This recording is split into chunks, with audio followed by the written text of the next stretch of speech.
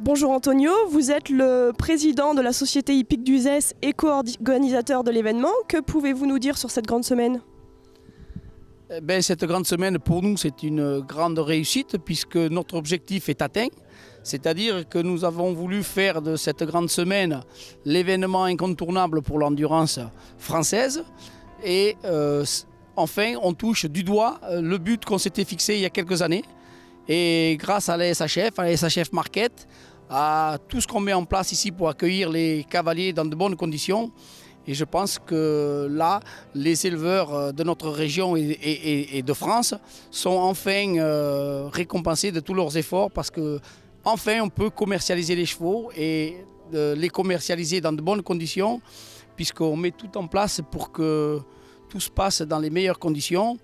Et maintenant, Uzès, la grande semaine d'Uzès est disons, l'événement unique au monde en jeunes chevaux d'endurance, et ça se passe à Uzès. Alors 700 chevaux qui courent sur 3 jours, c'est unique au monde ?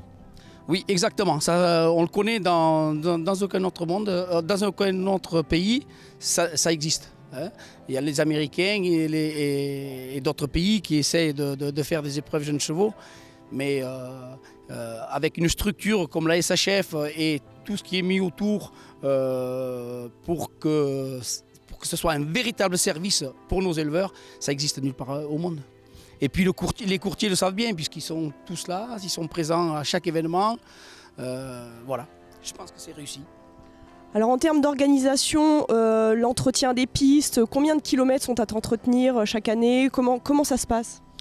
En gros, les pistes, c'est 60 km de pistes, puisque les chevaux qui courent 80 km font deux fois les mêmes boucles. Donc en gros, c'est 60 km de pistes qu'il faut entretenir chaque année. Et pour vous organiser dans tout ça, vous avez une équipe sur place pour faire la circulation ? Parce qu'on voit les chevaux partir au début sur la route, comment ça se passe ? Oui, alors la sécurité est très très importante pour des événements comme ça. Vous pensez bien que les gens qui sont de la région mais qui ne savent pas ce que c'est que l'endurance et qui vivent là, sont quand même obligés, ils peuvent circuler quand même, il faut que ça soit en toute sécurité. Et pour ça, on s'entoure de l'école des gardes de Soissons qui viennent nous soutenir et nous aider sur cette manifestation. Alors combien de personnes ça représente, toute cette organisation, justement, tous vos bénévoles qui vous entourent ? Alors les gardes, puisqu'on parlait des gardes, c'est 25 gardes plus 2 accompagnateurs. Les bénévoles, c'est 80 bénévoles répartis sur les 3 jours. Les vétérinaires, on a 13 vétérinaires et on a une dizaine de juges qui sont là pour faire respecter le règlement et que ça se passe dans de bonnes conditions. Les vétérinaires pour examiner les chevaux. Je vous rappelle encore que c'est la discipline au monde la plus contrôlée, puisque les chevaux sont contrôlés avant de partir et toutes les étapes, les chevaux sont contrôlés, savoir s'ils peuvent continuer leur compétition ou pas. Compte tenu du nombre de chevaux drainés sur cette grande semaine et qui est amené certainement à augmenter sur les grandes semaines suivantes, vous comptez effectuer des aménagements sur le site ?